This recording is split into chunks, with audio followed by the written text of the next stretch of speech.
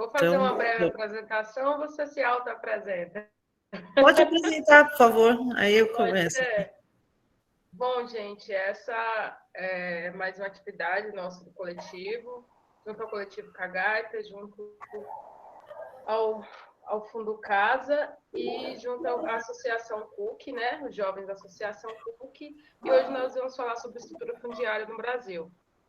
E para essa atividade hoje, não tinha ninguém mais que é essencial e especial, uma das pessoas que é importante dentro do coletivo Florestal Cagaita, a Adriana Margucci, que é engenheira florestal e também colabora com a gente para a construção de todo esse projeto.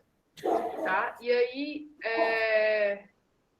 eu não sei como vai ser a dinâmica, Adriana, se você prefere ter o processo de diálogo ou você prefere falar e depois o pessoal fazer as perguntas e tal.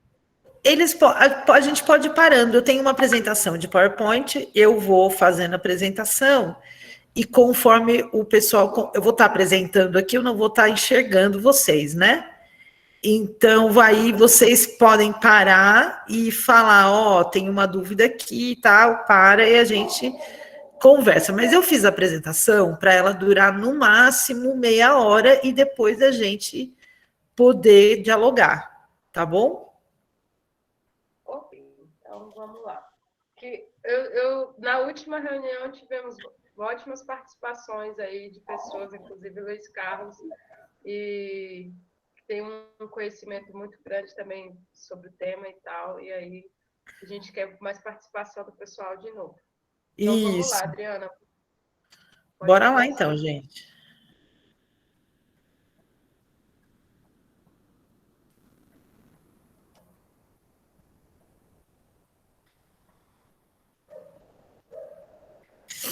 Então vamos lá, a gente vai falar hoje sobre a estrutura fundiária brasileira, né?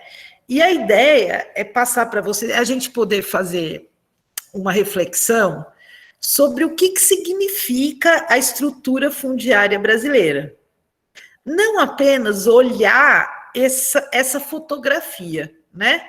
A distribuição das diferentes categorias de imóveis no território brasileiro, mas entender o que significa, e vocês agora, depois já dessas rodas de conversa que vocês já tiveram dentro do projeto, eu acredito que vocês estão muito mais afiados nesse momento para a gente fazer dessa conversa uma conversa bem interessante e bem crítica sob o ponto de vista de análise dessa estrutura fundiária do país, né? Gente, tem algum microfone aberto, porque eu estou ouvindo um barulho chiado aqui. Será que é o meu?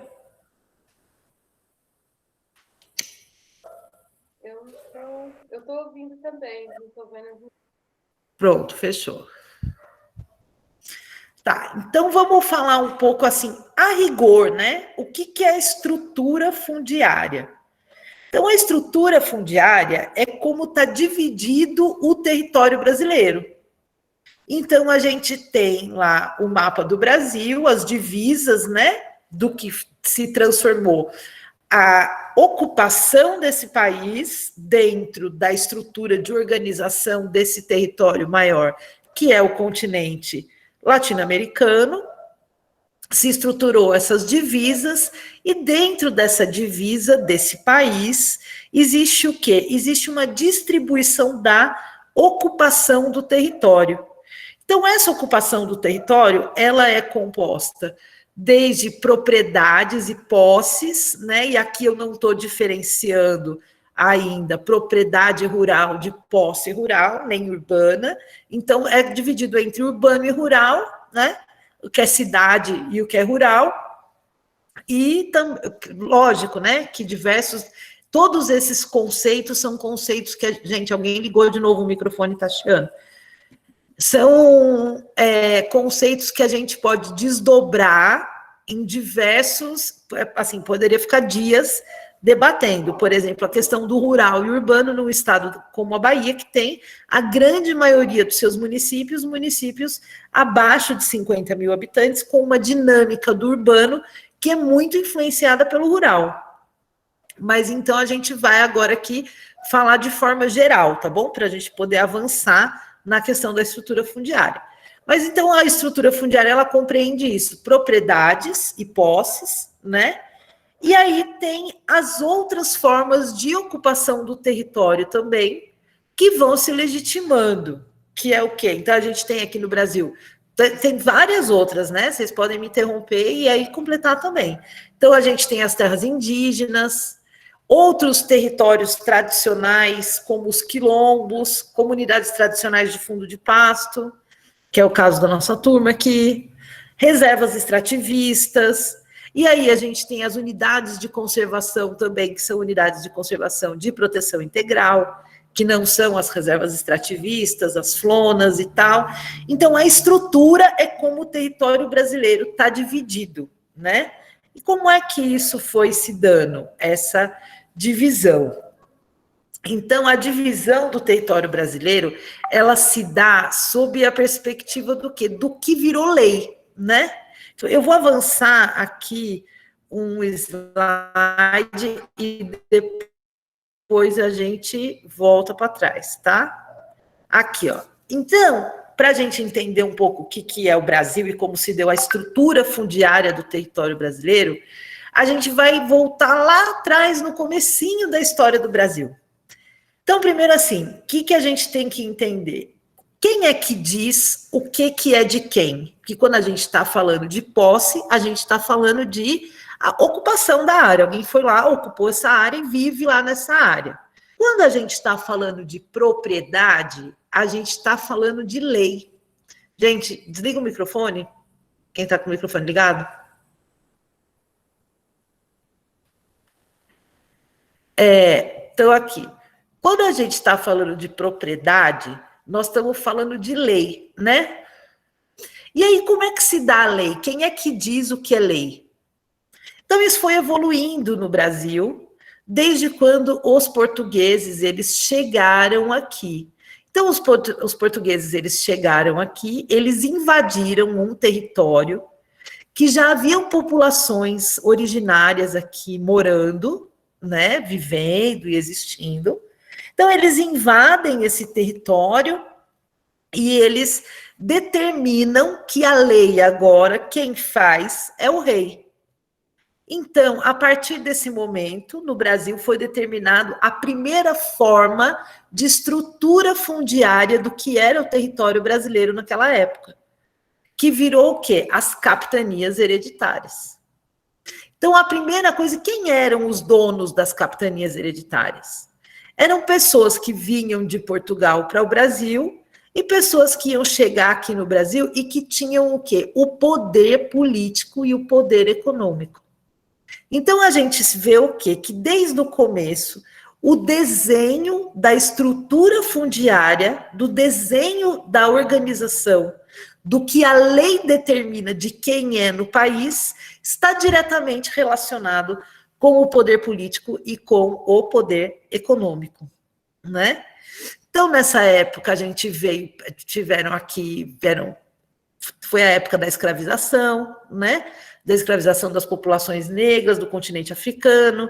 Então, essas populações foram trazidas à força para o Brasil, ocuparam e usaram esses territórios, mas elas não tinham poder econômico, então elas não podiam participar, ter acesso pela lei à estrutura formal da divisão do país, da divisão do território do país.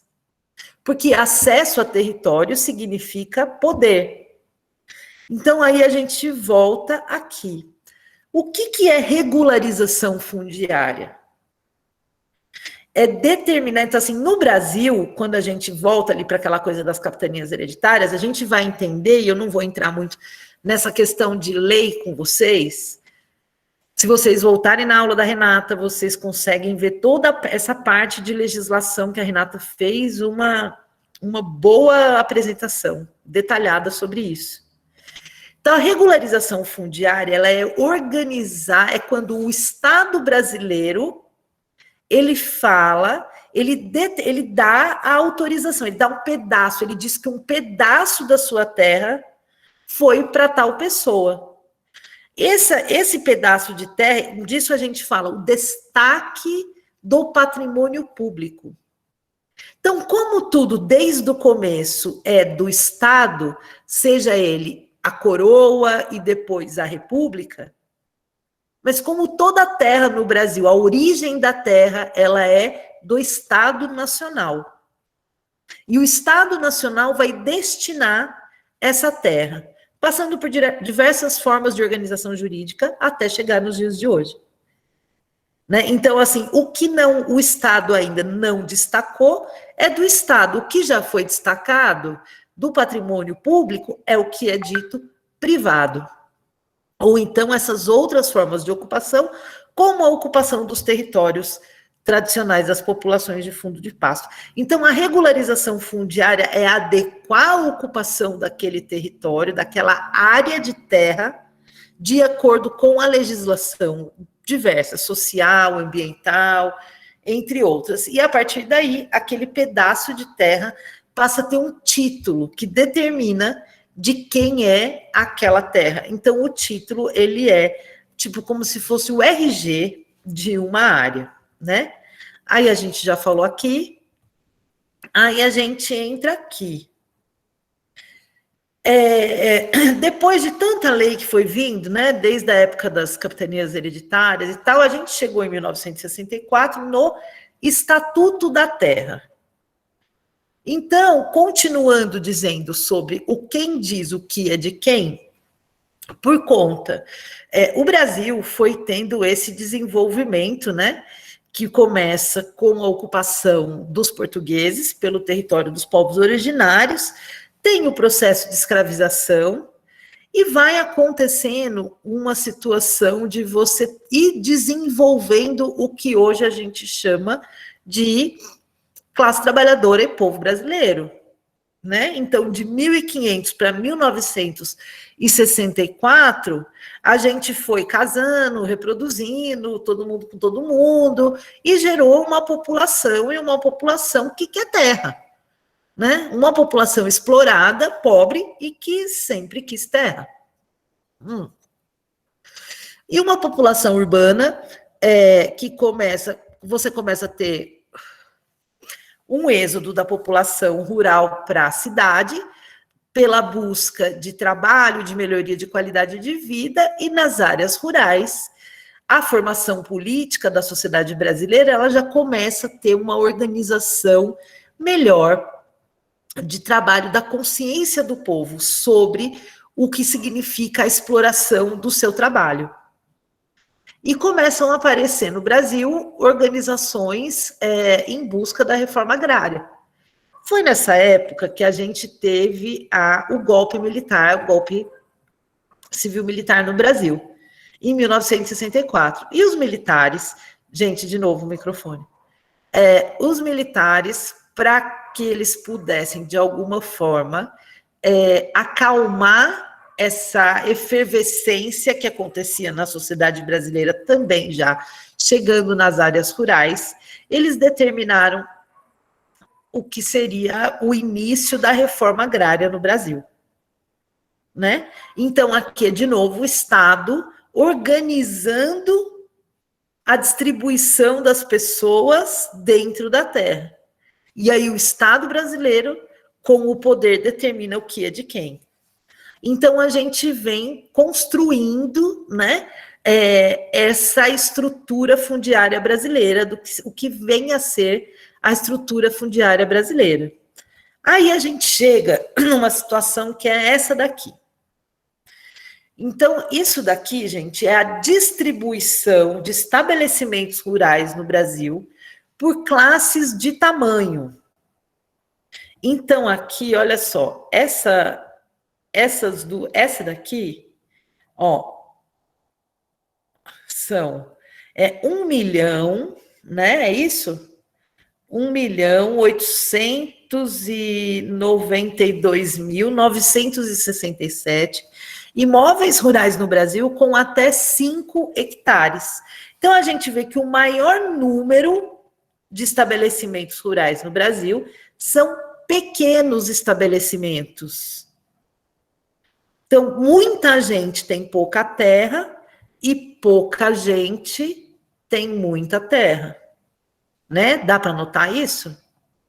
Então, a gente continua tendo o que no nosso país? Quando a gente olha isso daqui, a gente entende. Então, assim, eu tenho uma lei que é 11.326, se eu não me engano, precisa ver exatamente o ano, que é a lei da agricultura familiar brasileira, que determina que imóveis de até 4 módulos fiscais, e o módulo fiscal varia de acordo com o tamanho, são imóveis da agricultura familiar. Então, quando a gente vai olhar aqui, 77% dos estabelecimentos rurais do Brasil são estabelecimentos aqui, ó. Então, aqui é o número de estabelecimentos rurais e aqui é a área. Então, a gente tem aqui 77% dos estabelecimentos rurais são estabelecimentos da agricultura familiar, certo? E 23% são estabelecimentos da agricultura não familiar. Quando a gente converte isso para área, a gente vê que os estabelecimentos da agricultura familiar, eles ocupam só 23% do território brasileiro, do total de imóveis, né, de área no território brasileiro, e que a agricultura não familiar ocupa 77% da área. Quando a gente volta aqui, a gente entende que é isso daqui, né?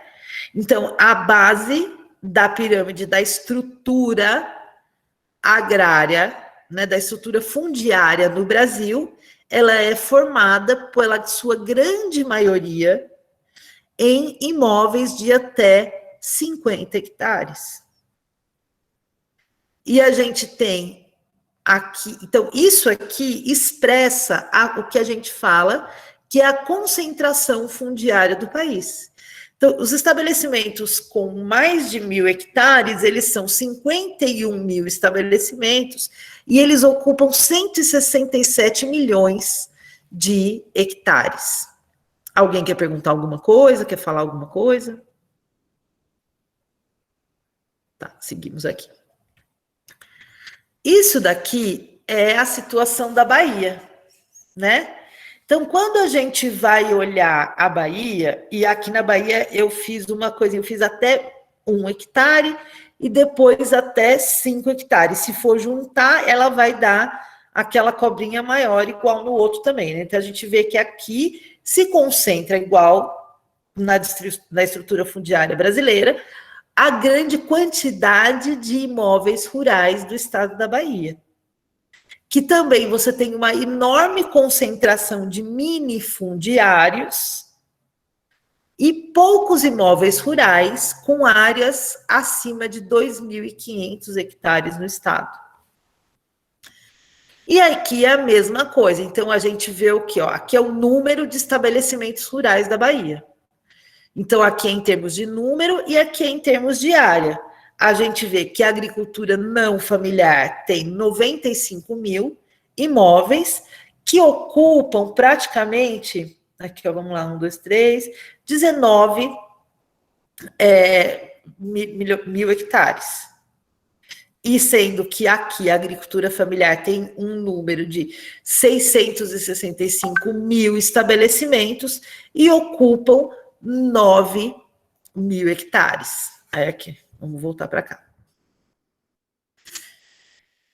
Outra forma, então, ninguém quer falar nada aqui, gente, nessa parte? Tá, seguimos aqui, então. O que acontece? Alguém levantou a mãozinha ali, falou alguma coisa. Cíntia? A Gidemara. Fala, Gidemara. Boa noite, eu gostaria de saber qual o principal problema da era uma horrível estrutura fundiária no Brasil. Qual é o principal problema? Para a gente não conseguir inverter essa situação? Sim, da estrutura fundiária no Brasil. Ser desse jeito. O principal problema é porque o poder político e o poder econômico, ele está na mão das pessoas que são latifundiários, né? Então, o poder político no Brasil, ele está diretamente relacionado, e o poder econômico no Brasil, quais são, nesse momento, a forma de sustentação do produto interno bruto brasileiro? É o agronegócio. Se a gente for olhar, eu vou mostrar uma tabela aqui para vocês, para poder responder essa pergunta dela. Só espera um minutinho aqui que eu vou achar a minha tabelinha. Espera aí. Não.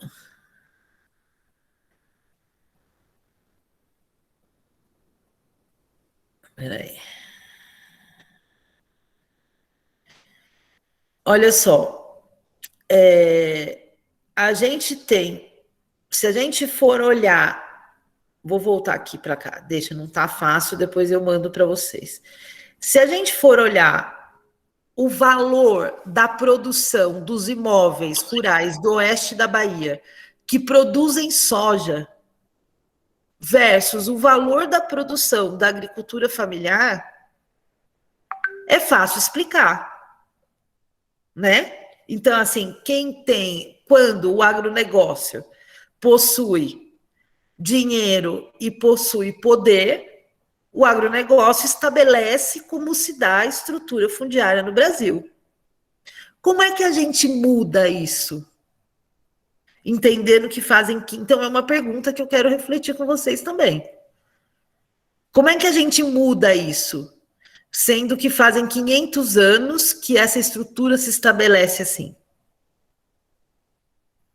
Você entendeu, Judemara, por que é assim? Você consegue entender o que eu falei? Sim. Alguém tem mais alguma colocação nesse sentido? Porque é isso, é uma pergunta, é uma colocação que eu faço para vocês. O que acontece? É desse jeito? Por que é desse jeito? Porque a possibilidade para fazer reforma agrária é uma possibilidade limitada dentro do que a legislação estabelece, que foi uma legislação alcançada e uma possibilidade dentro dos processos de luta que se estabeleceram na organização do povo brasileiro. A mesma coisa, o exemplo dos territórios de fundo de pasto. Como é que conseguiu fazer os territórios de fundo de pasto entrarem para a Constituição da Bahia? Através de luta. Como é que consegue fazer com que, quando um território coletivo de uma comunidade de fundo de pasto ou uma comunidade quilombola, ela entra para esse desenho fundiário e diminui essa questão da desigualdade, da injustiça do acesso à terra, ela desequilibra essa balança do poder político no território. Vocês concordam? Valdivino e a Mai levantou a mão. Primeiro Valdivino. Então, manda ver. Oi. Então, Adriana, ajudando também aí nas tuas respostas, né, a provocação de... Puxa, o que houve? A provocação de Gidemara,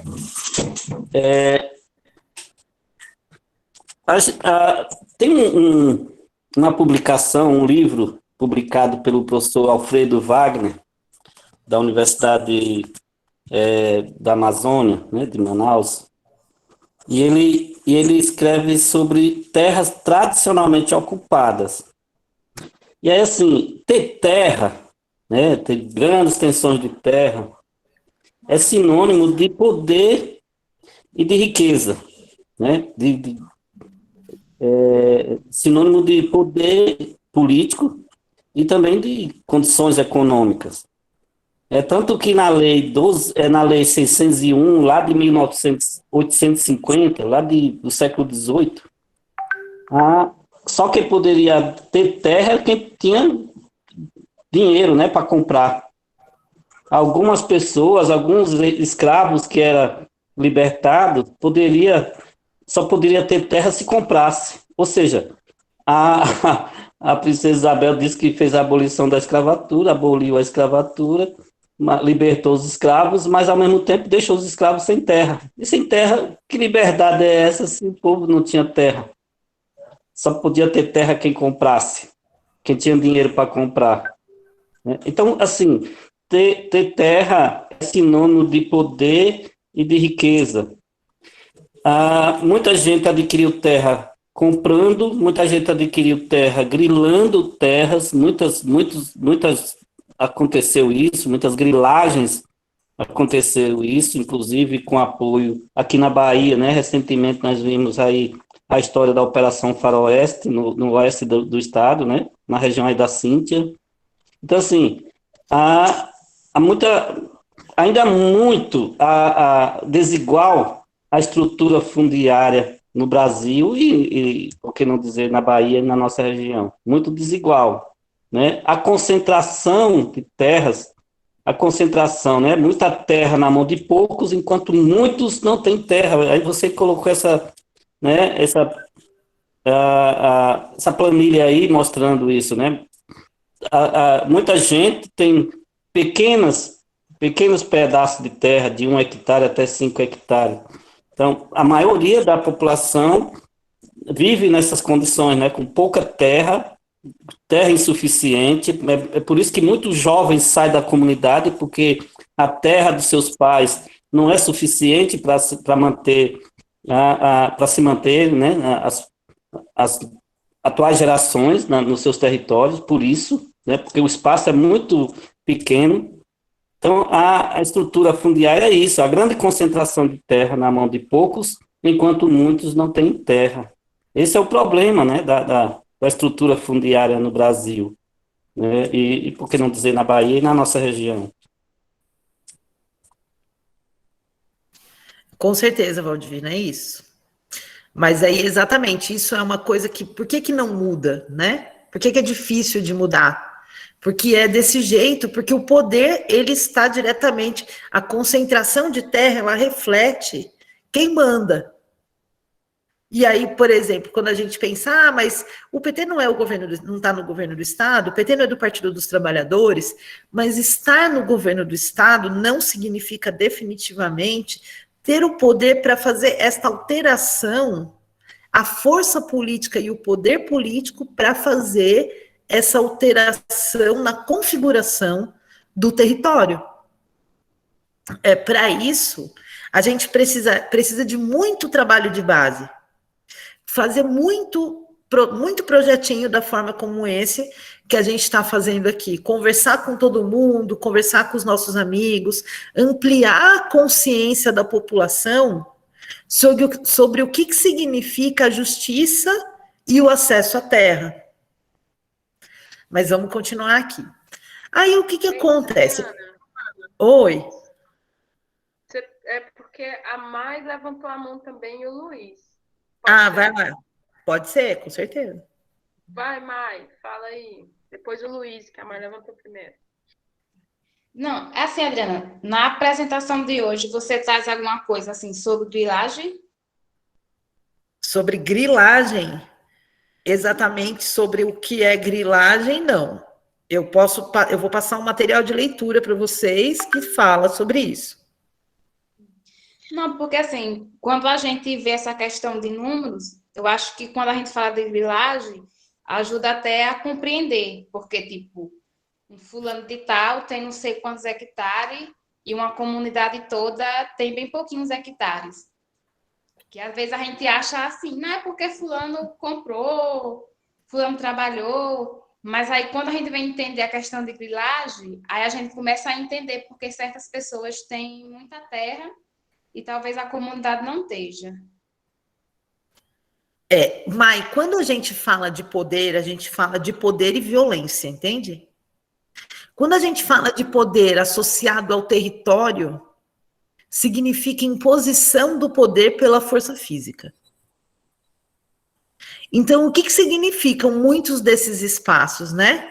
Aí eu queria, por exemplo, assim, vamos lá, alguém de vocês me conta rapidinho, em 3 minutos, a história da sua comunidade de fundo de pasto. Como é que se deu? Da onde vêm os primeiros? Qual é a origem de vocês? Como é que a comunidade foi parar onde está? E qual é a origem dessas pessoas? Qual é essa historinha? Conta, alguém conta aqui pra gente. Maiara, você deve saber a historinha. Não, o que o pessoal conta é que foi através dos portugueses, que chegou com um escravo, e que foi fazendo uma fazendinha, e que veio mais outro. E Mas, assim, um comprou. mas vamos lá, quando vocês chegaram aí, vocês eram o quê? A origem da comunidade são portugueses ou não são portugueses? Eram donos, chegaram na condição de donos da terra, na condição de quem tinha o poder sobre aquele pedaço de terra, ou chegaram para trabalhar para alguém que tinha este poder? Não, foi comprado. No caso lá da comunidade, foi comprado. Comprado. Então, chegou um pessoal de Portugal, comprou essa terra de alguém. É isso? Que no caso, uma família só comprou, aí foi nascendo filho, e veio mais filho, e aí de uma casa só foi se tornando várias casas. E depois chegou outras famílias, e aí ficou a comunidade, aumentou. Certo, sim. Então, assim, o caminho que você descreve não é um caminho geralmente natural, digamos assim, de áreas coletivas, né? Que são de comunidades que se organizam dentro de um espaço por uma ocupação que vai se dando por chegada das famílias para trabalhar, né? E que vão vivendo e conformando esse espaço de acordo com como vai se dando a sua ordem de vida. E aí chega alguém que, na verdade, não trabalha nessa terra, que não tem a lida, não produz, né, alimento, não ocupa esse espaço de fato, e pela força do poder político e econômico, toma essa terra dessa comunidade, né? Tipo assim, impõe esse poder sobre essa comunidade para a retomada dessas áreas e desses territórios, de pessoas que já estavam nessa condição, né? Quando a gente fala de grilagem, o que a gente fala é isso, é alguém se apropriando, alguém que tem uma possibilidade de estar tendo acesso à falsificação de documento e coisas desse tipo, se apropriando de terras que não são suas, né? E aí vai acumulando uma quantidade grande dessas áreas. Uma outra situação, o que geralmente acontece quando a gente tem uma comunidade que ocupa um espaço, mas que essa terra, sobre o ponto de vista de documentação, é uma terra pública. E aí você tem algum fazendeiro, ou o grileiro propriamente dito, que vai lá também, ocupa essas terras públicas, mas consegue, através do seu poder econômico, regularizar esses processos. E aí a gente vai entrar aqui na frente em alguns processos que estão agora tramitando, projetos de lei que estão tramitando para ampliar essa condição de regularização fundiária para pessoas que, de fato, que existe uma dúvida sobre estarem ou não ocupando esses territórios, né? É quando a gente fala que é a movimentação da bancada ruralista no Congresso Nacional. Tá bom, Mayara? Quer mais alguma coisa sobre a grilagem? Adriana. Oi. E aí, a primeira grande grilagem no Brasil foi justamente a ocupação do Brasil por parte dos portugueses, né, dos colonizadores europeus, portugueses principalmente, que chegaram aqui e tomaram as terras, tomaram o Brasil de quem já estava, né, que eram os povos originários, povos indígenas, que já estavam aqui, que eram donos dessas terras de origem, né, e aí foi promovida a grande grilagem, depois dividido entre outras figuras, outras famílias. A exemplo aqui da Bahia, duas famílias que só elas duas ocuparam todo o território do estado, né? A família Dávila, do Garcia Dávila e a família Brito, Guedes de Brito. Então, assim, a primeira e maior grilagem foi essa. Na cara dura chegaram e tomaram conta do Brasil, do território nacional. Exatamente, é isso aí, Eu Valdemiro. tinha levantado a mão, Luiz. Você ainda está por aí? Oi, é porque a minha internet está caindo toda hora. Mas estão me ouvindo? Sim, Luiz, pode falar. Estão me ouvindo agora? Não, rapidamente eu queria trazer uma questão quando, né, a Adriana trouxe a questão da condição que é colocada, né, do conceito de propriedade, que na verdade é uma invenção, né, uma invenção jurídica, e é bom que se diga que essa invenção jurídica ela parte muito do poder econômico, né, do sistema capitalista, né? E aí o que é que a gente traz diante disso? Então lá eles, né, organizam, né, a legislação e impõem isso à sociedade em um determinado país, e nesse caso se tratando do Brasil. E para nós, a sociedade e as comunidades tradicionais, aquilo que hoje está na legislação, que assegura a nossa existência, né, o reconhecimento que também de ter acesso à terra, eu vejo que o que aqui se encontra nesse processo todo é uma disputa na execução dessas legislações. E aí o que a gente vê é que é uma luta desigual, uma força muito desigual. Então, o poder econômico, o capitalismo, tentando a todo tempo fazer com que a legislação que assegura também o seu modo, né, o seu sistema de execuções, né, da existência do capitalismo, querendo se sempre sobrepor sobre as poucas legislações que asseguram minimamente o direito a nós, povos do campo, né, os assentados de reforma agrária, as comunidades indígenas. Então, é tudo fruto de uma luta, a gente ter o que tem hoje na legislação. E aí essa luta ainda mais é mais forte, no sentido da gente disputar esse espaço dentro desse poder político e econômico, que essas legislações que nos favorecem, elas possam, de fato, serem colocadas em prática. Eu queria trazer um pouco desse elemento. Isso mesmo, Luiz. É uma disputa, e essa disputa de poder econômico e político, ela se reflete diretamente na legislação, né? Mas aí aqui, vamos continuar aqui. Beleza, mas acontece isso e a gente tem, algumas vezes, o povo ganha. E aí, quando o povo ganha, e aí eu digo o povo de forma geral, muitas vezes a sociedade, por exemplo, agora, existe uma legislação que estão querendo votar sobre o marco temporal. Então, existe uma parte da sociedade, para além daqueles pessoas que estão diretamente envolvidas na questão, que são os indígenas, que se mobilizam em prol disso, de acordo com a sociedade vai se organizando ao longo do seu processo civilizatório. Então, aí eu vou entrar aqui para falar, vem a partir da década de 50, 60, depois da Segunda Guerra,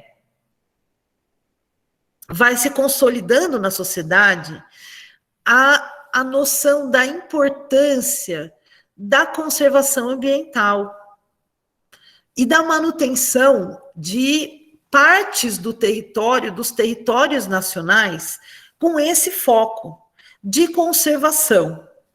Então, é mais um elemento que entra para compor a história, é um elemento de disputa. É um elemento de disputa para a ocupação desse território. Então, a gente vê aqui que o quê? O Brasil tem 698 unidades de conservação de proteção integral. Muitas dessas unidades de conservação de proteção integral, elas são unidades de conservação que tem choque de área com projetos de assentamento, com terras indígenas, com outros povos que vivem principalmente na Mata Atlântica.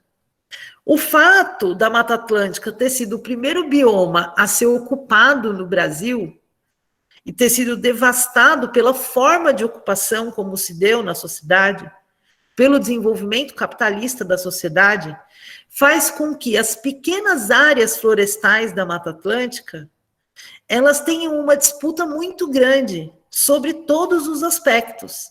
Então, tem os povos que vivem nessas áreas, mas existe também uma disputa da sociedade sobre o que deve ser feito com essa área.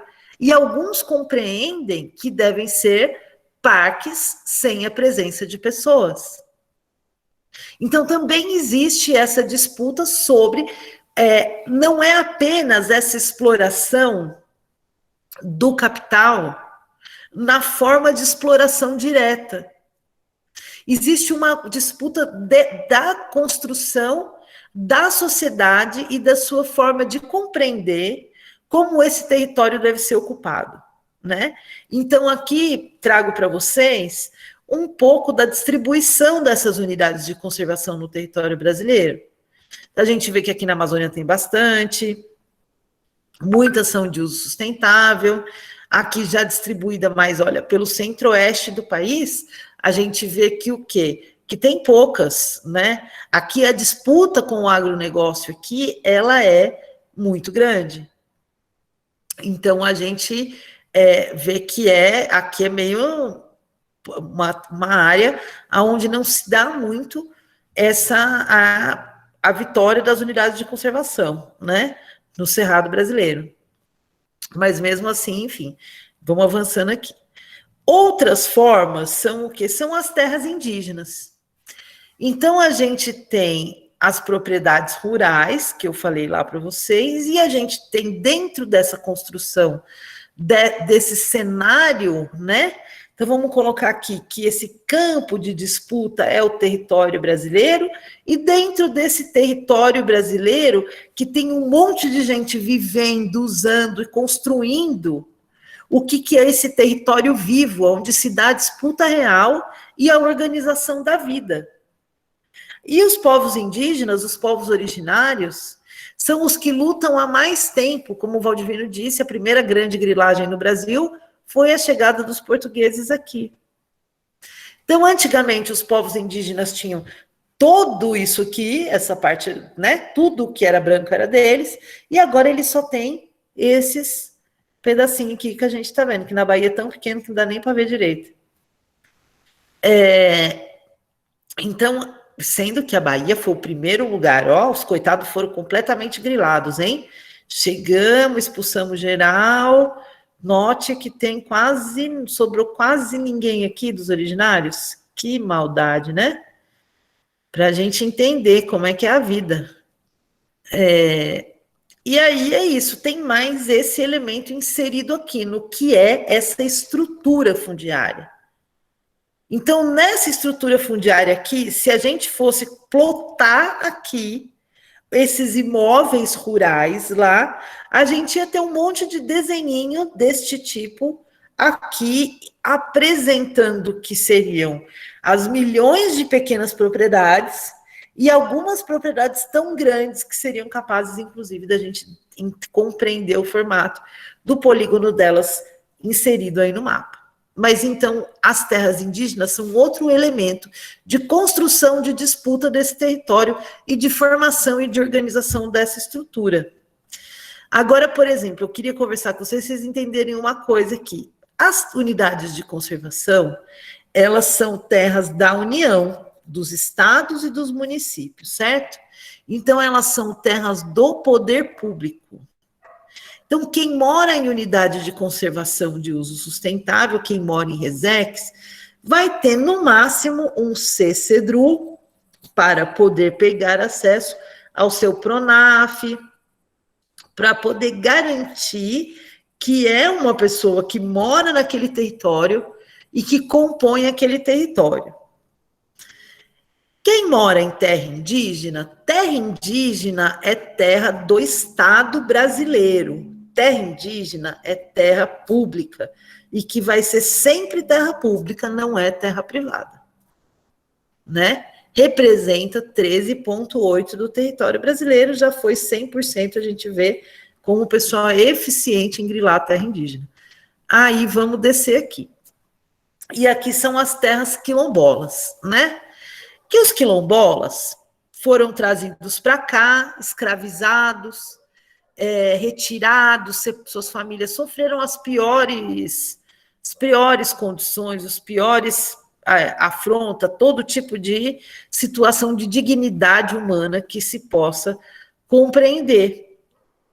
E estão distribuídos no território brasileiro, mais ou menos com essa conformação. Então, a gente tem apenas 167 terras quilombolas tituladas e 1.525 terras quilombolas em processo de titulação pelo INCRA e tal. Na Bahia, na verdade, a gente tem... Não, eu acho que esse dado aqui está errado. Esse dado aqui porque é mais, né? Tem as que foram identificadas, as em processo e as que já estão tituladas. Na Bahia, a gente tem mais ou menos 850 mil territórios quilombolas, com uma população que ultrapassa 300 mil pessoas no estado da Bahia. As terras quilombolas, quando elas são reconhecidas pelo Estado, tituladas e destacadas do patrimônio público, elas viram uma terra coletiva, um território coletivo, mas que, diferente das terras indígenas, não é terra pública. A terra passa a ser daquela associação. É uma terra privada e coletiva. Eles têm título de terra, diferente de quem mora em resex e diferente de quem mora em terras indígenas. Aí aqui eu vou apresentar quem fez esses mapinhas, já agradeço aqui publicamente, foi a Cíntia, nossa Cíntia querida que está aqui, Cíntia que é da Bahia.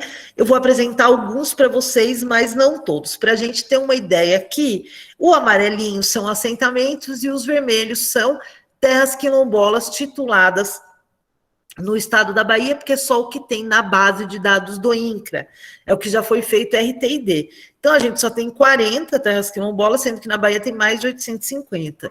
Mas é para vocês terem uma ideia, do desenho desses assentamentos e da distribuição desses assentamentos dentro do território da Bahia.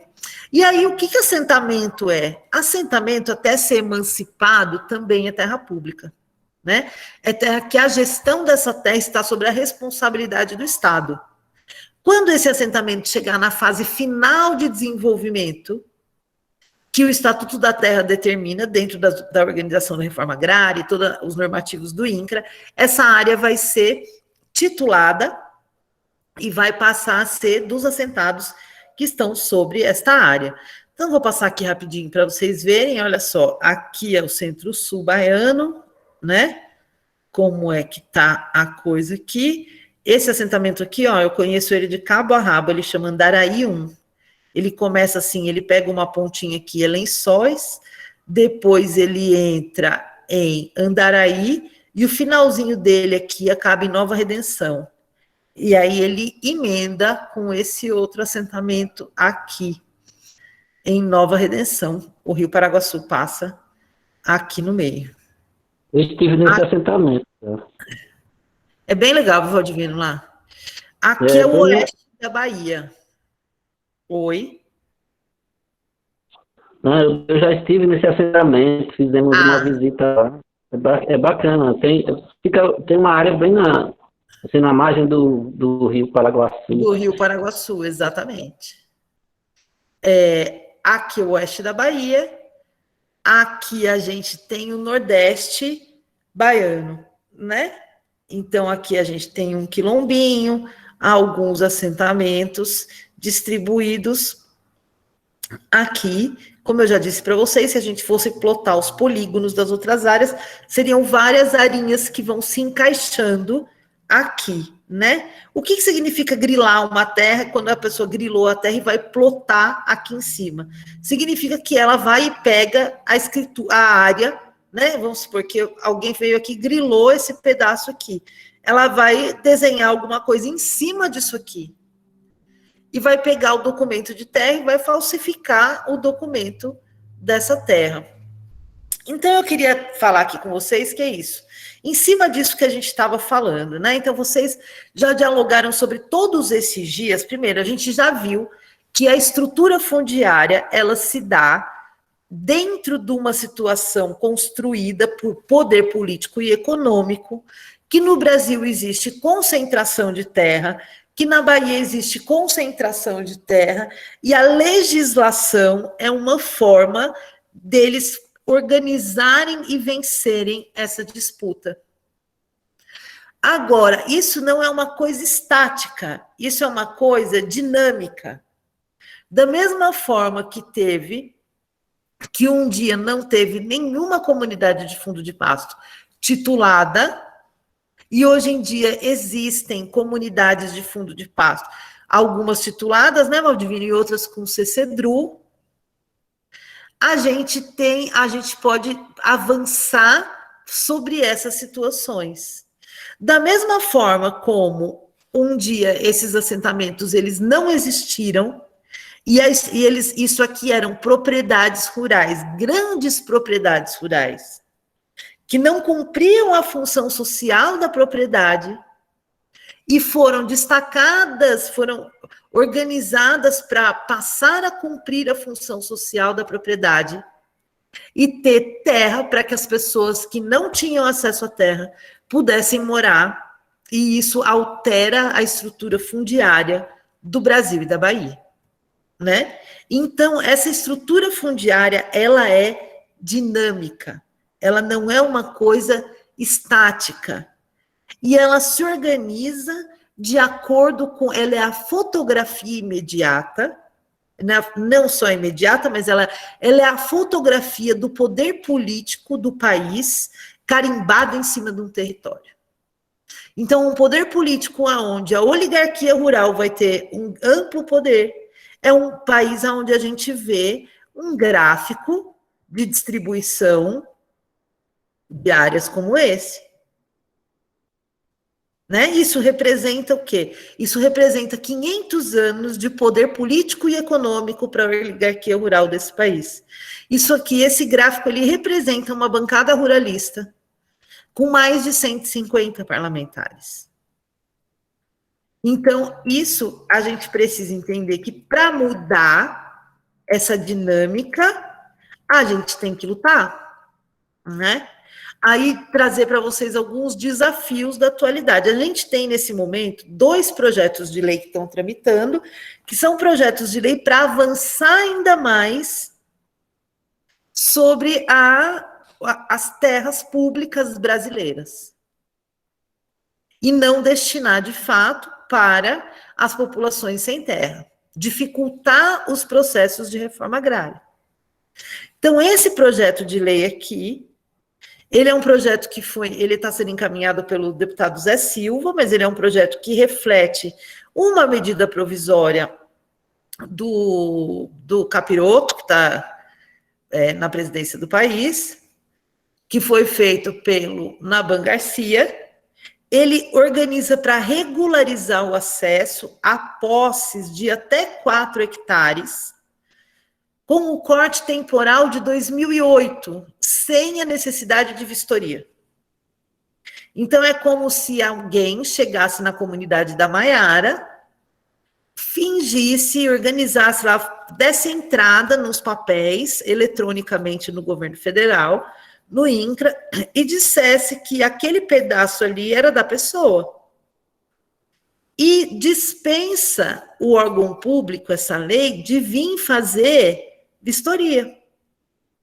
E a pessoa, se tiver alguém que vá reclamar sobre isso, a pessoa tem 15 dias para reclamar. Então, vamos supor, eu estou aqui de Brasília, eu vou lá, organizo toda uma papelada, grilo umas terras aí em Curaçá, dou entrada no site do governo, com a papelada toda, não sei o quê. A Maiara está lá trabalhando, não está nem sabendo que está acontecendo isso, não vai ficar olhando o diário oficial, não vai ficar olhando essas coisas. Deu 15 dias, não reclamou, a terra é minha. Eu chego lá, expulso todo mundo e acabou. Esse outro aqui de baixo, ele é um pouco mais grave. Porque esse daqui, porque 4 módulos, esse aqui, olha, ele fala sobre 4 módulos fiscais. O menor módulo fiscal da Bahia tem 7 hectares. Então, que é na região de Camaçari, Catu, Distrito Norte Florestal do Estado. Esplanada. Então, quando a gente pega ali, vamos por Camaçari, você tem 4 módulos de 7, você vai ter 28 hectares, certo? Porém, se for na região de ali mais para oeste da Bahia, o tamanho do módulo é 65 hectares em algumas cidades. Então, seriam 200, o máximo é 240 hectares, que alguém poderia grilar por vez, de acordo com este projeto de lei aqui. Esse aqui de baixo, o 510 de 21, ele já chega chegando, entendeu? Né? Na Amazônia não é quase nada, mas para o Nordeste, o que ele possibilita a regularização é uma quantidade de terra absurda, porque cada pessoa pode regularizar 2.500 hectares. E você precisa só dizer que você ocupou a área a partir de 2012. Então, você tem algumas coisinhas que você fez ali nessa área, pôs uma plaquinha, sei lá, e também dispensa o órgão público de vistoria. Olha só, dispensa a vistoria prévia para a regularização. Então, o órgão público ele não vem verificar se o que essa pessoa que está dando entrada pela internet no pedido de papelada, se essa pessoa é realmente a pessoa que mora ali. Ele destaca ele possibilita que a pessoa tenha acesso a 2.500 hectares de terras públicas sem uma vistoria do Estado brasileiro. Então, vocês veem que assim é só muita mobilização, né? Muita mobilização social, muita organização, para que, em vez da gente ter um projeto de lei desse aqui tramitando no Senado, esse é no Senado e esse é na Câmara, a gente tivesse um projeto de lei tramitando para reconhecer e destinar as terras indígenas de uma vez, para reconhecer e destinar as terras quilombolas, as terras das comunidades de fundos de pasto e todas as terras que são por direito das comunidades tradicionais da agricultura familiar no Brasil. E conseguisse fazer uma distribuição justa de terra para as famílias de agricultores familiares que não têm terra e que precisam de terra para plantar, num país onde tem uma infinidade de pessoas passando fome. Então, é isso que significa lutar. Lutar para quê? Para alterar essa condição. Né? E quando a gente acha que a gente está fazendo muito, a gente tem que entender que a gente tem 500 anos de opressão que transformam esse país no que é. E que a expressão da estrutura fundiária do Brasil, porque se a gente fosse colocar essa estrutura fundiária baseada em propriedades urbanas, seria a mesma coisa e muito pior, talvez. Por exemplo, cidades aqui como Brasília. Né? Alguém levantou a mão? Sim, Valdivino. Tem uma pergunta aqui também, aí no finalzinho eu faço. Tá. Eu tenho aqui uma recomendação de leitura para vocês. Eu vou mandar o link da dissertação de mestrado, que fala sobre uma área de grilagem na Bahia. Eu vou mandar o link lá no grupo para vocês lerem, porque é uma dissertação muito interessante, que fala sobre um tipo de grilagem moderna, mas que usa muita violência. E é muito bacana, essa dissertação acabou de ganhar um prêmio. E aí eu queria perguntar para vocês sobre quando a gente falou lá atrás, né? as terras quilombolas, quando elas são destacadas do patrimônio público, elas são terras dos quilombolas. Terra indígena é terra pública do Estado. E os territórios tradicionais de fundo de pasto? Eu queria que a gente fizesse um pouco dessa reflexão sobre, e aí, como é que é? Quando destaca, é de vocês ou não é de vocês? Como é que as comunidades se organizam sobre essa distribuição interna dentro desses territórios?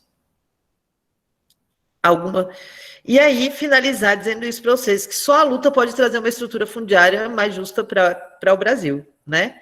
Pensando, e a gente nunca pode esquecer, que a gente é o país das capitanias hereditárias, e que até recentemente a gente tinha um deputado federal que se chamava Bonifácio Andrada, que ele era, tipo assim, o tataraneto do tataraneto do tataraneto do assessor do Dom Pedro II, do Dom Pedro I. Uma coisa assim. Para a gente entender como o poder político e econômico se perpetua nesse país. Acabou a apresentação. Bom, o Valdivino está com a mão levantada, mas aí eu queria aproveitar que Adriano tocou no nome dos dons que fizeram esse processo de emancipação, de construção, entre aspas, né? Não emancipação, mas de construção desse processo de invasão e de apropriação da terra. Aí tem um autor também bem interessante, deixa eu ligar aqui, tem um autor também bem interessante, que é o Cassimiro Neto, e ele traz a releitura, né, e uma análise de todos os discursos que foram feitos dentro das câmaras, né, da Câmara de Deputado naquela época e no Senado também. E aí eu tenho uma fala, inclusive do Dom Pedro II, de 3 de maio de 1889, que ele fala numa sessão imperial da abertura da Assembleia Geral Legislativa, foi a 4ª sessão legislativa, e é uma legislação, e foi uma sessão após a abolição, né? E aí é onde ele deixa bem claro que para eles fortalecerem, né, o processo da abolição, eles tinham que começar a investir na substituição de trabalhadores. E aí ele fala, em virtude da emancipação civil que decretaste na sessão anterior, vai prosseguindo regularmente a substituição do trabalho sem os abalos profundos, que em toda parte sucederam a crise dessa natureza. A classe agrícola compreendeu que ficaria inútil sem valia uma propriedade que nem era mais suscetível de posse. Inaugurou resolutamente o novo regime do qual provirá a regeneração e o augimento das indústrias. O governo tem auxiliado com os meios que lhe concedestes esse movimento de transformação econômica e social. Não tem sido menos solícitos os altos poderes do Estado em auxiliar a agricultura e outras indústrias, favorecendo a corrente imigratória, já avolumada e em grande parte espontânea pelos exemplos de prosperidade dos estrangeiros que procuram a nossa pátria. Ascenderam as entradas, o ano passado, ao número de 131 mil imigrantes. A dos últimos meses anuncia um resultado maior. E esse foi um processo quando começou toda essa leva também da colonização, né, de terras. E aí ele fala, deixa claro, né, ele deixa bem claro que a necessidade de uma reforma agrária é para completar a abolição. E ele afirma que para fortalecer a imigração e argumentar o trabalho agrícola, importa que seja convertida em lei, como julgar vossa sabedoria a proposta para o fim de regularizar a propriedade territorial e facilitar a aquisição e cultura das terras devolutas. Nessa ocasião, resolvereis sobre a conveniência de conceder ao governo o direito de desapropriar, por utilidade pública, os terrenos marginais das estradas de terras que não são aproveitadas pelos proprietários e podem servir para núcleos coloniais. Então, e ainda tem mais uma parte do desfecho. Então, eu acho que essa construção, esse processo de regularização fundiária, ele vem sendo reformulado e, como mesmo a Adriana falou, é dinâmico, e a gente tem que começar a se preocupar com essa questão. E o que está ali na fala de Dom Pedro II, de 1889, não é muito diferente do que a gente vê hoje. Hoje, o que substitui é só uma lei da Fiagro. Hoje, o que substitui é só a palavra estrangeirização da terra. Né? Hoje, o que substitui é a palavra financiarização da terra.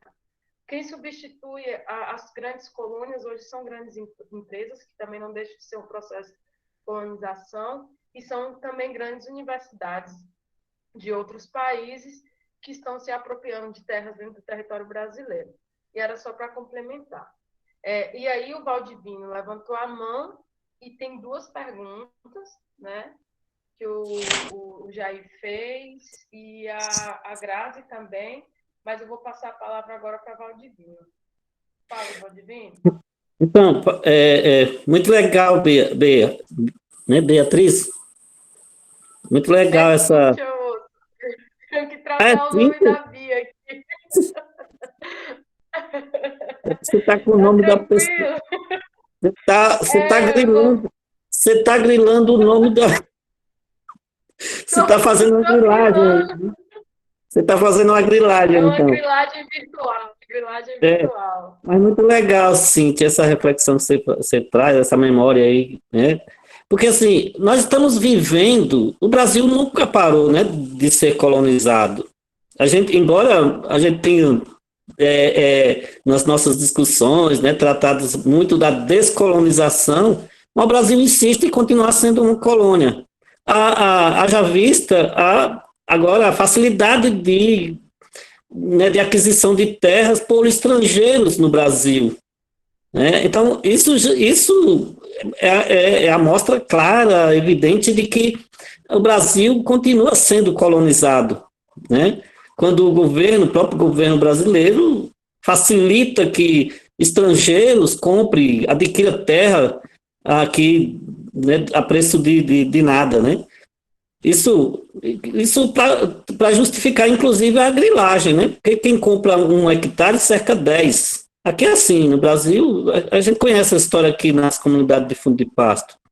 Quem adquire 1 hectare cerca 10 hectares. Né? 9 é grilado. 1 é comprado, 9 é grilado. Então, assim, há essa prática, né? Da grilagem de terras dessa forma. Mas uma coisa interessante, Adriano, né, aproveitar aí o que Luiz escreveu, parabéns pela apresentação, muito legal. Mas aí eu queria aproveitar e fazer uma memória também, uma coisa. Na Constituição do Estado da Bahia, de 89, diz que o governo, né, o Estado teria 5 anos para fazer... Isso está no capítulo da política agrícola e agrária da Constituição do Estado da Bahia. E aí o governo tinha 5 anos, tinha porque não fez, né, e o prazo já passou, então tinha 5 anos para fazer o quê? Identificar todas as terras públicas estaduais, rurais e devolutas, identificar, discriminar, regularizar e destinar. Então tinha nessas 4 etapas que o governo até hoje não cumpriu. Não cumpriu. E aí tem algumas terras que o Estado regularizou por pressão das próprias comunidades. Aí você falou, né, da questão do título. Até 2006 foram entregues para as comunidades, através das associações, apenas 107 títulos dos territórios de comunidades de fundo de pasto. Aí teve esse entendimento do governo a partir de 2007, né, com Jacques Wagner, que não poderia mais entregar o título para as comunidades, e aí propõe que seja o CDRU, CCDRU, e que até agora a gente está discutindo com o Estado que contrato é esse, né? Que contrato de concessão de direito real de uso é esse. Inclusive, Cíntia, estamos fazendo essa discussão agora com a PGE, com a CDA, com a Casa Civil, né? Inclusive, estamos para... E aí, queria te convidar para entrar nessa conversa também, para ajudar a gente a construir o que realmente seria um CCDRU que garante direito para a comunidade, porque a proposta que até agora está sendo apresentada pela PGE e a CDA, para nós entendemos que não garante direito, embora a lei 12.910, que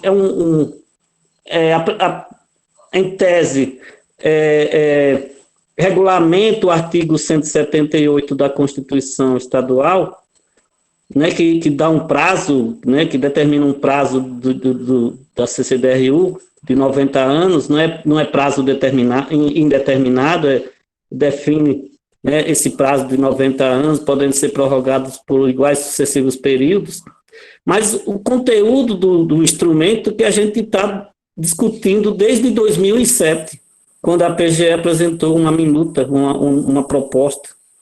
Então, ainda antes da lei 12.910, que é de 2013 a lei, né? Então, assim, a gente está aqui na Bahia, Adriana, as comunidades de fundo de pasto não tá tendo paz, mas também a gente não está dando paz ao governo do Estado, sabe? A gente tem dialogado, tem discutido bastante, a ponto de que, de 2007 para cá, a gente, se fosse para ter assinado um contrato, para ter celebrado um contrato de concessão de direito de real de uso com alguma comunidade, já teria. Mas o movimento insiste a se construir um instrumento que seja bom para as comunidades, que garanta direito para as comunidades de fundo de pasto. Então, de lá para cá, nós temos aí mais ou menos 200 processos parados na CDA, parados não, prontos para contrato, para o contrato de concessão de direito real de uso. E aí tem comunidade de fundo de pasto, tem algumas comunidades de fecho. Então a gente está nessa discussão com a PGE. Semana passada tivemos uma reunião com a Casa Civil, com a PGE, e estamos na incumbência, inclusive, de construir uma proposta, né, de conteúdo. E aí, terminando, faço uma pergunta, Adriana. Esses 2 PL que você apresentou aí, que você colocou aí, trata de terras da União, ou envolve todas as terras, inclusive terras estaduais? Essa é uma dúvida que eu preciso tirar. Esses 2 PL trata de terras da União ou envolve terras também dos estados? Terras da União, Valdivino. Só Okay. que você há de refletir comigo, que é o seguinte, o que você não sabe de quem é, né? Como é que o Estado da Bahia, quando você não tem a discriminatória de terras do Estado, o que você tem de área, que é área pública, como é que você fala que é o da União, o que é do Estado? Esse é os problemas que Só tem no é do Estado quando a União destina para o Estado.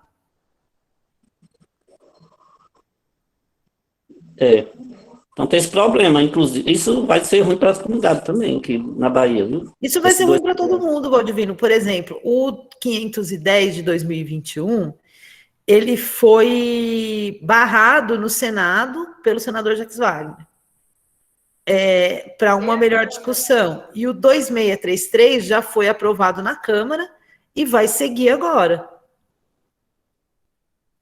Mas lembrando que esse PL, o 910, é uma cópia da MP 910. Não. O 510 que você está falando, PL 510 de 2021 do Senado. Isso, o 2633, que é uma cópia da MP. O 2633, ele é uma cópia da MP Dona Ban Garcia.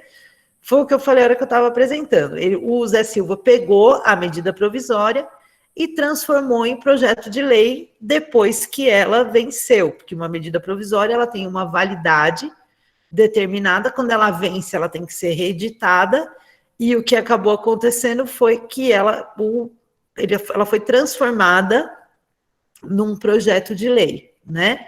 Sobre o CCDRU, Valdivino, é justamente essa reflexão que eu pedi para a gente fazer sobre isso, para ter uma compreensão melhor sobre o que significa isso, né? Então, vamos supor, o que significa CCDRU? é um contrato de concessão real, né? Um contrato de concessão de direito real de uso. Então, ele dá o direito ao uso, mas ele não dá a propriedade. Então, vai ser muito difícil vocês chegarem numa construção de CCDRU, já pela natureza, pela origem do documento, que garanta a propriedade da terra para as comunidades tradicionais de fundo de pasto. Ele garante o quê? O direito ao uso, o direito real de uso. Mas é diferente da terra quilombola, quando a terra quilombola é titulada. A terra quilombola, quando ela é titulada, ela passa a ser uma terra privada coletiva daquela comunidade. Né? Então, assim, essa condição de CCDRU é como se os territórios os territórios de fundo de pasto tivessem sendo classificados como algum tipo de RESEX, áreas coletivas de uso, do qual o Estado ele dá o direito ao uso para as populações, mas ele não dá o direito à propriedade. Luiz Carlos levantou a mão.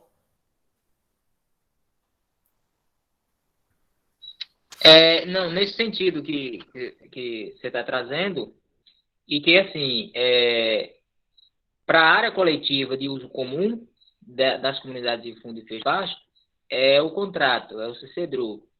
Mas há também uma outra característica nas nossas comunidades, que é as áreas familiares. E aí, justamente essas áreas familiares, o Estado, sim, dá o direito, né, ao domínio, né, à propriedade.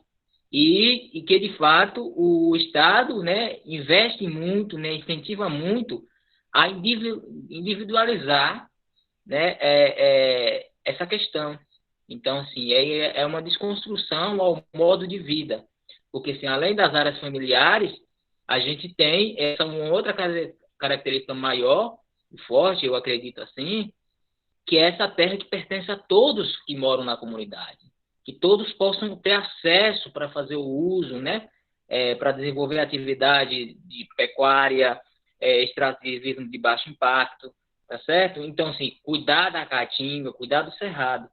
E aí o Estado também tem muito essa defesa, né, esse incentivo, né, essa preocupação de regularizar, né, as pequenas áreas, né, dessas famílias, dando título de domínio. Agora, quando vem a questão de repassar um domínio para dessa área coletiva que pertence também à comunidade, aí não é o título de domínio, é sim esse contrato. Tá certo? Adriana, o que o Luiz fala é bem interessante, né, para a gente fazer uma reflexão sobre isso, uma prosa sobre essa situação. Porque, assim, aqui na comunidade, dentro do mesmo território da comunidade, nós temos duas situações. Uma situação são as áreas familiares, né, as áreas de posse, propriedade familiar das famílias, e as áreas que a comunidade faz o uso coletivo da terra, faz o uso comunitário. Aí, para o Estado, é assim, para essas famílias, quando pede, né, procura a CDA para fazer a regularização fundiária, para essas famílias o Estado tem o maior interesse, ou seja, maior, né, nem tanto assim, mas tem o interesse de entregar o título de domínio, o título de propriedade dessas terras. Nós chamamos aqui das áreas individuais ou familiares, né? E para as áreas de uso coletivo, onde todas as famílias da comunidade criam seus animais ali, necessariamente não precisa desmatar a caatinga, mas onde as famílias criam os animais soltos, para o Estado regularizar essas áreas através do contrato. Então, assim, nós temos o contrato das áreas coletivas e o título das áreas individuais familiares, dentro do mesmo território da comunidade. É uma coisa assim, muito que coisa absurda, né? Do ponto de vista do direito, da garantia da permanência, né, dessa tradição, desse jeito de viver dessas comunidades. O Estado ainda precisa se adequar a essa realidade das comunidades tradicionais.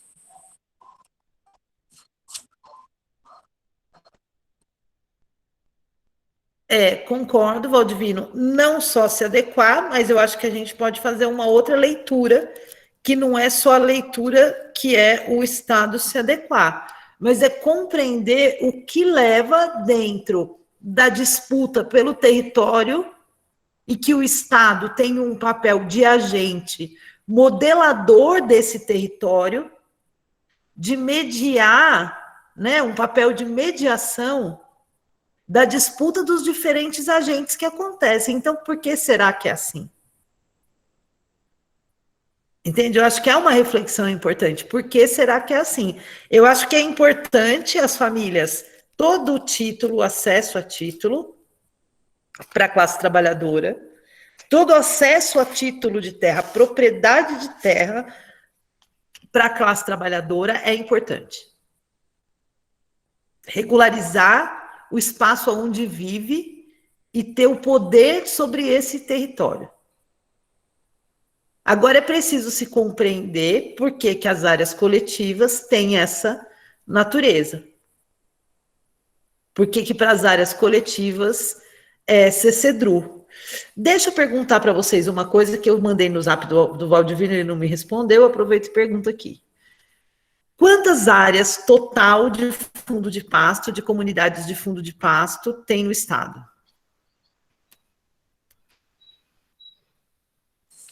Olha, nos cadastros da CDA, antigamente era o Interba, depois agora a CDA, o levantamento que foi feito em 2019, nós tínhamos 540, um pouquinho mais, 540 áreas cadastradas.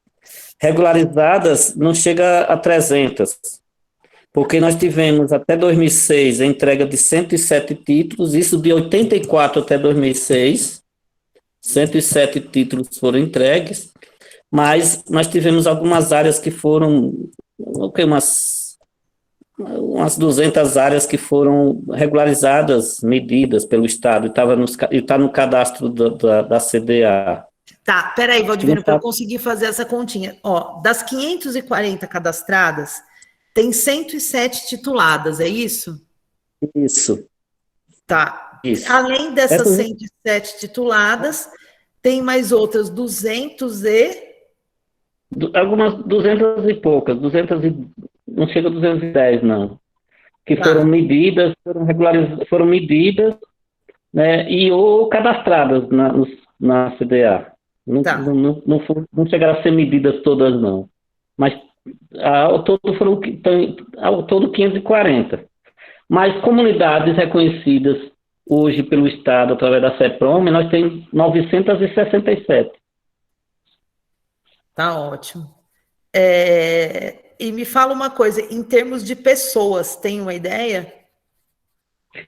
Olha, nós até 2011, nós tínhamos cerca de... Porque ainda não tinha feito todo o processo de busca ativa das comunidades, a identificação das comunidades e o reconhecimento. Nós tínhamos cerca de 20 mil, isso está no livro do professor Alfredo Wagner, cerca de 20 mil famílias nas comunidades. Hoje nós podemos ter mais, né, pelo o trabalho de busca ativa que foi feito, e aí nós podemos dizer que nós somos mais de 50 mil famílias de comunidades de fundo de pasto no estado da Bahia. Fundo de fecho, né? Porque tem os fechos também aí. Senão, Cíntia fica zangada com a gente se não falar dos fechos. O colega El de Correntina, Cíntia, se a gente não falar dos fechos, ele fica zangado com a gente. Então, nós temos que botar os fechos também. Isso são mais ou menos umas 200 mil pessoas, né, Valdivino? 200 a 250 mil pessoas. De 200 a 250 mil pessoas nas comunidades de fundo de pasto, fundo de fecho de pasto. Tá. Tá, joia. Gente, o que eu tinha de minha parte para... Eu não sei se foi suficiente, né? É uma reflexão complexa. O que eu tinha para trazer para vocês é isso, e eu queria ouvir mais jovens, né? Se outras pessoas pudessem falar, seria bacana.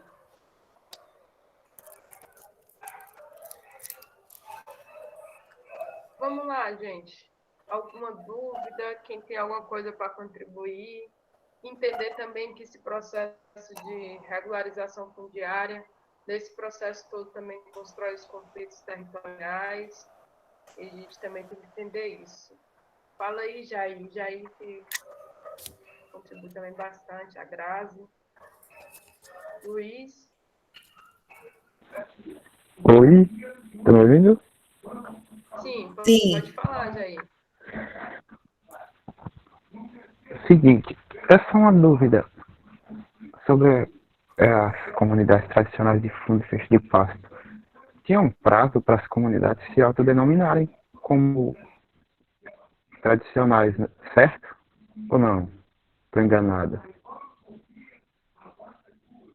Tem uma legislação, que é uma legislação que determinou o prazo, né, o marco temporal, mas que está sendo contestada. O Valdivino, ele tem uma bagagem muito boa, muito melhor do que a minha para falar sobre isso.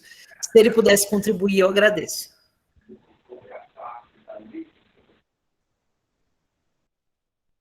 Eu não acompanhei, que deu uma saidinha na hora que Jair estava falando. Mas, assim, nós temos duas situações, Jair. A lei de 2013 do Estado da Bahia, ela determinou um prazo, na verdade, 2 prazos. Um prazo é o do contrato de concessão de direito real de uso, que na Constituição, no artigo 178 da Constituição do Estado de 89, ela diz que, se o Estado entender conveniente, poderá passar a título de concessão de direito real de uso essas terras de fundo de pasto, fundo de fecho de pasto, pelas associações legitimamente constituídas. Mas não diz o tempo desse contrato. A Constituição é muito, assim, não fala além disso. Mas aí foi criada a lei em 2013, né, a Lei 12.910, que aí determinou um prazo do contrato de concessão de direito real de uso, que é de 90 anos, podendo ser prorrogado por iguais e sucessivos períodos. Ou seja, 90, 90, 90, quantos 90 tiver, você vai renovando esse contrato. Aí ela também determinou um prazo que era para as comunidades de fundo de pasto se autorreconhecer, um prazo para que as comunidades pudessem se autorreconhecer e também pedir na CEPROM o reconhecimento, né, a certidão de autorreconhecimento na CEPROM, e também a regularização fundiária dessas terras de fundo de pasto. Então, o prazo era 31 de dezembro de 2018. Esse prazo já passou, né?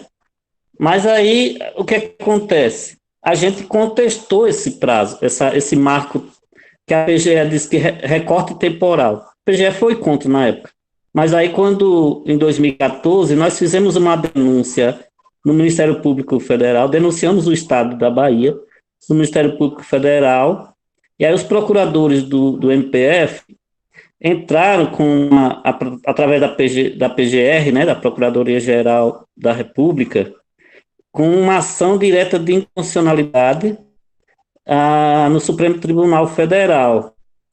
E está tramitando essa ação, tá rolando essa ação no Supremo Tribunal Federal. Se alguém puder aí acompanhar, é a ADI 5783 de 2017. E está aí, já tem parecer da ministra, a relatora no Supremo Tribunal Federal, que é a ministra Rosa Weber, favorável à inconstitucionalidade, mas aí o governo do Estado, respondendo a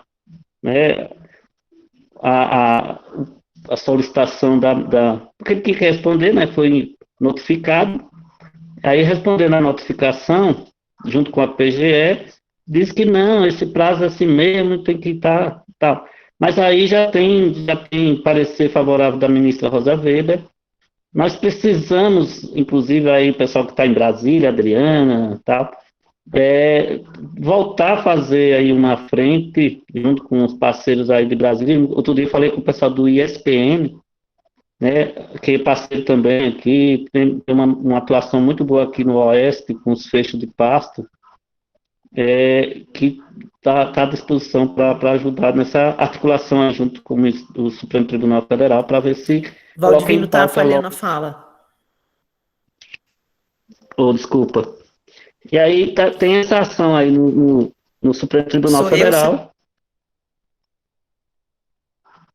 Adriana, é o teu. Aqui tá tranquilo também. Tá me ouvindo? Tá me ouvindo, tá bem? Estamos ouvindo E aí, o teu. Adriano, Cíntia? Aí tem essa ação no Supremo Tribunal Federal, que já tem parecer favorável pela inconstitucionalidade do marco temporal, do recorte temporal, desse 31 de dezembro de 2018. E aí a gente precisa, né, inclusive eu estava conversando agora essa semana com o pessoal aqui da articulação, a gente precisa fazer uma frente aí, que tiver em Brasília também, para ajudar, né, no sentido de fazer o Supremo Tribunal Federal botar em pauta essa ação, nessa ADI, que é a ADI 5783 de 2017. Aí estamos aí, Jair. Tem esses dois marcos aí temporal, né, o prazo do contrato e essa data aí que precisa ser derrubada. Inclusive tem um projeto de lei na Assembleia aqui, nós estamos discutindo também com o Marcelino Galo, com o Osni, que é o presidente, né, o líder do PT aqui na Assembleia Legislativa, para botar esse projeto de lei, que também, se for votado, né, e aprovado, derruba esse prazo. Porque só pode ser derrubado uma coisa de uma lei com outra lei. Só pode ser modificado com outra lei. Aí tem um projeto de lei que sugere, né, a revogação desse parágrafo do artigo 3º da Lei 12.910 de 2013. Temos essas duas frentes, no Supremo e na Assembleia.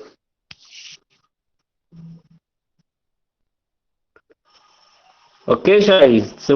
Não sei se você ouviu. Ok, deu para ouvir sim. Obrigado. Ok.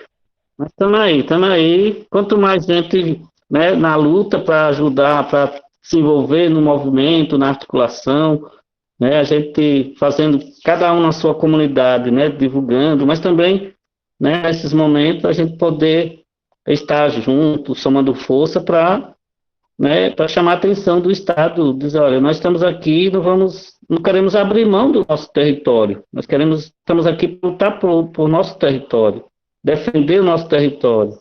Então, assim, Oi, gente. como diz a música. Aí, eu voltei. Ok, Adriano. Como diz a música, é missão de todos nós. Com certeza, Valdivino, mas vamos organizando aí. Depois você passa direitinho, que aí a gente faz um cardzinho e organiza todas as leis e todas essas questões que estão em trâmites, né, dentro do poder do poder judiciário, executivo e tal. O Luiz levantou a mão. Luiz, tá por aí? Isso, tô me ouvindo? É porque minha internet tá caindo toda hora. Eu queria trazer, assim, como é que eu posso dizer? Uma sugestão, inclusive, Valdivino, e aí quando, né, a Adriana trouxe essa questão, né, assim, de forma geral, da questão da experiência de CCDRU, né, e como, de fato, o CCDRU é o instrumento, né, que hoje, né, está identificado para as áreas de uso comum, né, as áreas coletivas de fundo e fecho de pasto, por exemplo, que aí, assim, a gente está nessa discussão, né, nessa construção do que, de fato, tem que estar, né, escrito nesse contrato, né, para nós, comunidades. Aí me veio uma sugestão Como é que a gente, quem sabe, a gente ter acesso a conhecer experiências de CCDU, né, que estão diretamente ligadas às pessoas que usufruem das áreas de conservação. Se em algum momento algum desses conteúdos, desses contratos, poderiam também se assemelhar ou ajudar ou contribuir para a realidade de nós, comunidades tradicionais de fundo e fecho de pasto. Ser um pouco nesse sentido. Se isso poderia ser um caminho, né, a gente, né, nesse processo de construção, né, de ver o que é melhor mesmo assegurar, né, a garantia dos nossos direitos, né, não abrir mão disso, né, que o Estado tem suas intencionalidades, a gente, né, construir que, de fato, esse contrato possa se aproximar ao máximo, né, da nossa realidade e que, de fato, né, possa contribuir bastante com a permanência dos povos e comunidades tradicionais, nesse caso específico, nós de fundo e fecho de pasto.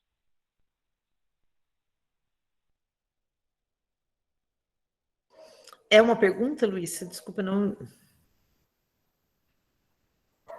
Seria uma questão, isso, uma questão de uma sugestão, né? Quando você trouxe nessa questão né, de CCDU, que é muito celebrado, né, em RESEX, né, área de unidade de conservação, talvez os seus conteúdos poderiam ter alguma coisa que a gente pudesse aproveitar, né, para debater para... Ah, sim, você fala da gente pegar o modelo, entendi, compreendi. Sim, eu peço... acesso, estudar, enfim, a gente poderia, né, talvez alguma coisa nos servir para a gente, né? Seria um pouco nesse sentido. Eu peço um modelo de CCDRU, de RESEX, né? Que já tem, e eu posso... A gente traz aqui para o grupo, para a formação, para a gente analisar, estudar esses modelos de CCDRU e ver o que pode contribuir, com certeza, viu, Luiz? Ótima sugestão.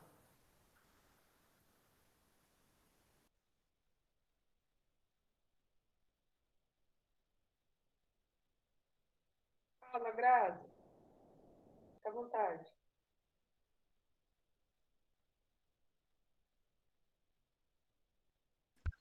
É que eu queria fazer uma pergunta para o Valdivino.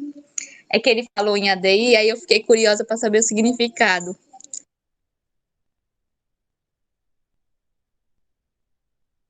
Vai lá, Valdivino, fala o que é uma ADI.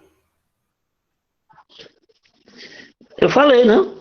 Ação direta de inconstitucionalidade. É um instrumento, é uma peça que os procuradores escreveram. No caso, o doutor Wilson Rocha Assis e a doutora Edmundo, que são procuradores do Ministério Público Federal, um fica no Mato Grosso e outro fica em Minas Gerais. E aí os dois se juntaram a partir da denúncia que nós fizemos para eles, e quem fez a denúncia foi eu e Eduardo de Bonfim, nós que assinamos a denúncia.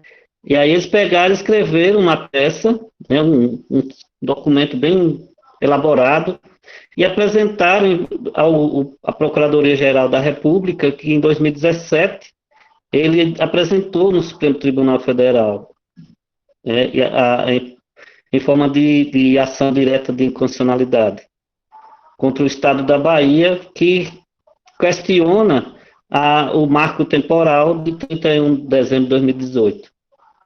Né? Aí isso está rolando lá no Supremo Tribunal Federal, né? Já tem parecer favorável da ministra Rosa Weber. Ela disse que eles pediram uma medida cautelar no sentido de barrar, né, de derrubar logo ali, mas aí ela disse que não havia necessidade, porque mesmo que fosse julgado depois, não havia prejuízo.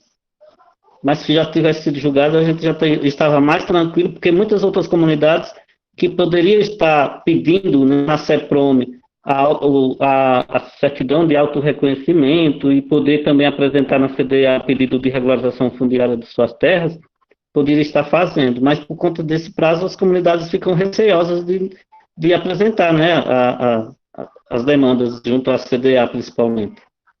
Olha só, Graziele, também, para você compreender uma coisa, olha só. A Constituição da Bahia fala que as comunidades de fundo de pasto têm o direito ao seu território e que o Estado tem que reconhecer. Então, a Constituição da Bahia fala isso. Só que aí a Bahia foi lá e fez uma outra norma legal que determinou um prazo para essas comunidades se identificarem. Essa norma legal, ela vai contra o que a Constituição da Bahia falou. Então, o nome do documento, ele já fala isso, é uma ação direta, então é uma ação que os interessados, as pessoas que têm interesse nisso, direta, fizeram uma ação que foi direta, realizada no judiciário, para contestar uma inconstitucionalidade. Alguma coisa que aconteça que vai contra o que a Constituição, que é onde está, é o documento que expressa, que tem a maior autoridade dentro de um Estado, de um país e de um Estado, é a Constituição. Então, é uma ação direta que fala que aconteceu uma inconstitucionalidade, uma ADI. Então, entra como ação direta de inconstitucionalidade. Ajudando um pouco o Valdivino. A de ação e de inconstitucionalidade, ou de direto e de inconstitucionalidade. É grave, é? A de ação e ação de direto e de inconstitucionalidade. É isso. Obrigada, agora entendi. Imagina.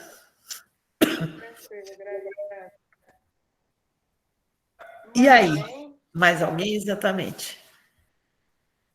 Vamos ligar as câmerazinhas, quem puder, gente, um pouquinho, porque a nossa aula vai para o YouTube depois, para a gente poder, né? Apareceram. Finalizar com todo mundo aqui aparecendo. Bonitos, bonitas. Valdivino, a gente não se encontra tem muito tempo, não, né, Valdivino? Tivemos 2 dias aí para enfiada aí nas comunidades. É isso. Passa uma semana toda junto, eu e Luiz. Legal. Então, vamos.